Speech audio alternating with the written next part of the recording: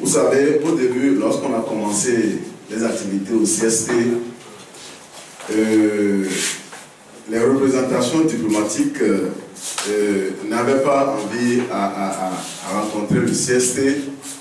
On se posait la question dans ces instants de savoir si c'était un poisson ou bien un quoi, ou un oiseau. Mais par nos actes, par nos activités, aujourd'hui, c'est la représentation diplomatique qui accourt vers nous. Si le CST n'était pas aussi efficace, ça ne se fera pas. Autrement aussi, la peur a changé de camp au Togo. Les Togolais n'ont plus peur de quoi que ce soit. Et cela s'explique. Les syndicats aujourd'hui sont sur la ligne de contestation, ce qu'ils avaient abandonné depuis un certain temps. Qui l'eût cru qu'aujourd'hui au Togo, les syndicats peuvent s'organiser jusqu'à prendre la rue, jusqu'à lancer des grèves. Ce n'était pas possible. Ceci, c'est grâce aux manifestations. Lors du FRAC, bien sûr, parce que c'est le FRAC qui a commencé, et aujourd'hui, c'est le CST. Et vous devez savoir aussi qu'à l'étape actuelle, le peuple s'est approprié la lutte. Et cela confirme la fin de ce pouvoir.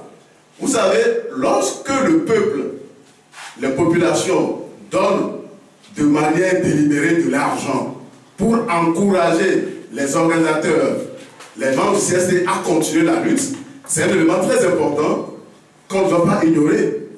Lorsque le peuple s'approprie les moyens, cela veut dire que le peuple a confiance au CST. Et là, je voudrais qu'on insiste sur ces... Et puis, on ne peut pas interroger un Togolais aujourd'hui dans la rue pour qu'il soit incapable de vous dire ce que c'est que ce pouvoir.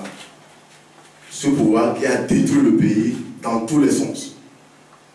Est-ce que depuis la prise de pouvoir de Faure Gnassingbé, il a eu le courage d'arrêter un administrateur, un fonctionnaire qui a dépouillé l'administration de ses ressources? Cela n'a jamais été fait. L'impunité a été encouragée dans tous les sens, partout. Et ceci, le peuple se l'est approprié. Ça, on ne peut pas ne pas en parler dans les réussites du CST. Voilà ce que vous avez compris.